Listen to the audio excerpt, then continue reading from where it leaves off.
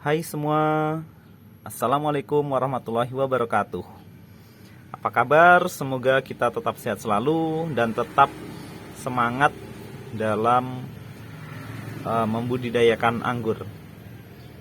Oke, kembali lagi bersama Saiful Anwar di sini. Pada video kali ini kita akan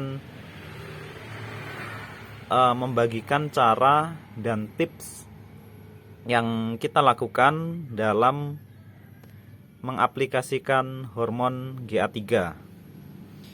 Nah, dalam mengaplikasikan hormon GA3, di sini saya siapkan pertama cup berisi air, kemudian hormon GA3-nya.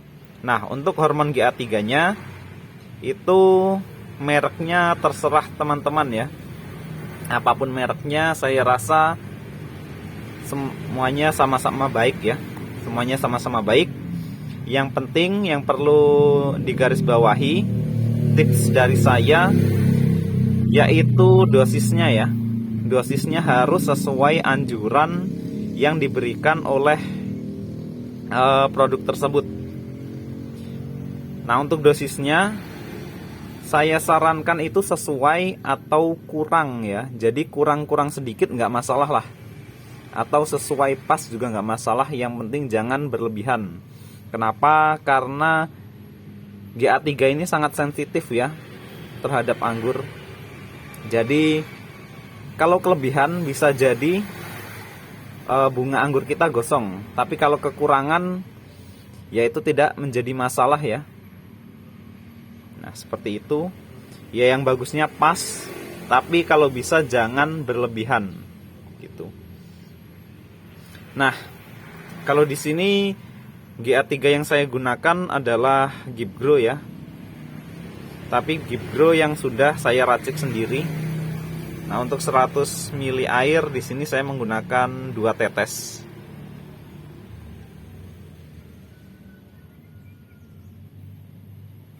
Satu,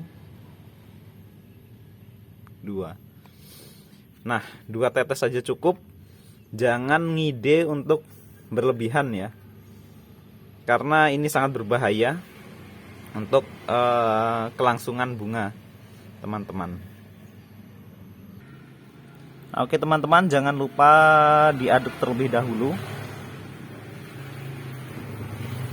Nah, setelah diaduk bisa kita aplikasikan. Ya baik teman-teman, ini adalah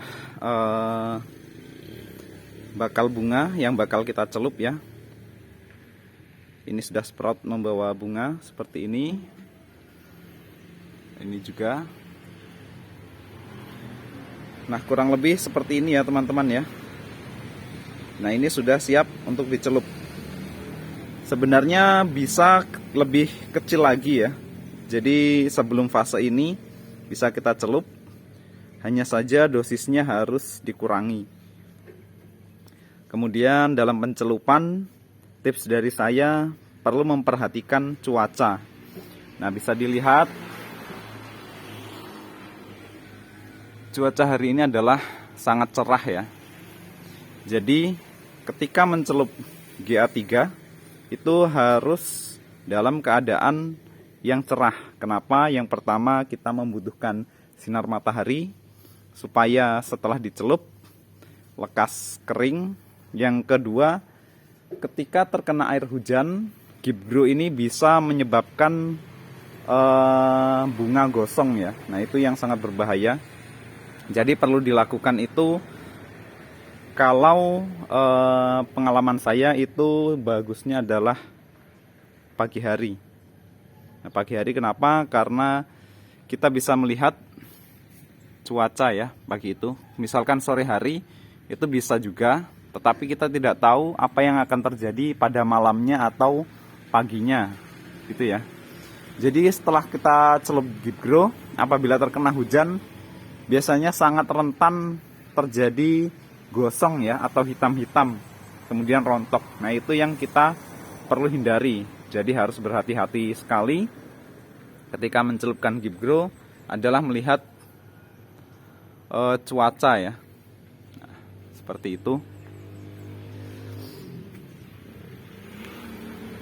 Nah, ini sebenarnya bisa kita celup sebelumnya ya. Maksudnya lebih mudah dari ini. Tetapi mempertimbangkan cuaca yang setiap hari mendung, jadi saya tahan, tidak saya celup dulu sampai cuacanya benar-benar cerah seperti sekarang. Cuacanya benar-benar cerah, barulah di sini saya akan melakukan pencelupan.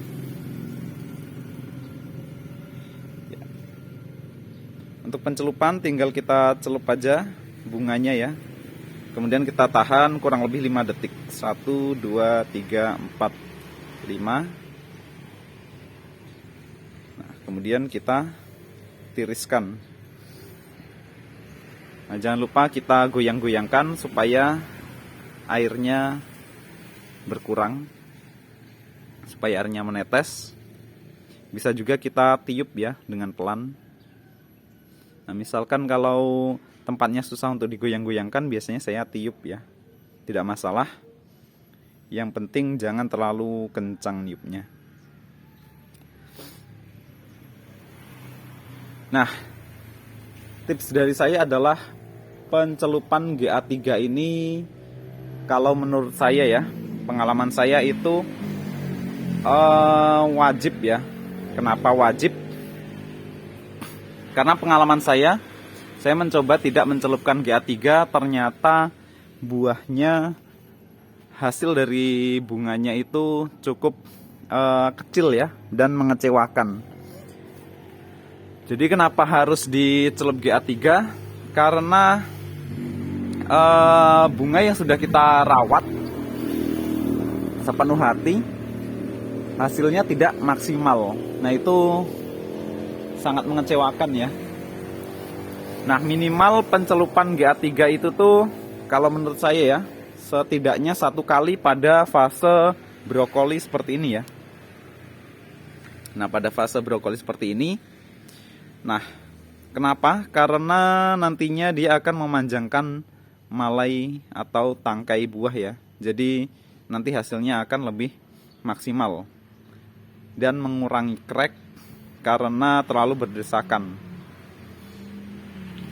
Nah, pengalaman saya tidak saya celup GA3, tidak saya celupkan GA3. Nah, itu malainya pendek-pendek ya. Akhirnya penjarangannya juga harus banyak buah yang dibuang. Kemudian tangkainya pendek-pendek, gampang pecah. Berbeda dengan ketika kita lakukan pencelupan, tangkainya panjang-panjang, kita pun melihatnya seger gitu ya. Terus pengurangan buahnya juga bisa diminimalisir. Biasanya kalau tidak kita celup misalkan ya, 70-80% harus kita buang. Sedangkan kalau dicelup itu mungkin 50% bisa kita selamatkan ya. Jadi kita hanya membuang 50%, hasilnya pun lebih maksimal. Nah, yang paling penting pencelupan adalah pada fase brokoli seperti ini ya, untuk memanjangkan malai. Sedangkan setelah berbunga, mekar, nah itu adalah untuk membesarkan buah. Nah, kalau untuk membesarkan buah tidak dicelup juga tidak masalah. Kalau misalkan teman-teman tidak sempat ya, tidak masalah. Yang penting adalah fase brokoli ini ya. Ini wajib setidaknya 1 kali. Kalau menurut saya ya. Nah, perbandingannya saja biasanya kalau tidak kita celup, mungkin buahnya itu hanya sekepel gini ya. Tetapi setelah kita celup bisa jadi panjangnya itu bisa 1 jengkal. Nah, itu perbandingannya ya. Jadi sangat penting untuk pencelupan brokoli. Oke, itu kurang lebih tips dari saya. Apabila bermanfaat, bisa tolong di like, subscribe, dan di share. Kurang lebihnya saya mohon maaf. Cukup sekian untuk video kali ini. Wassalamualaikum warahmatullahi wabarakatuh.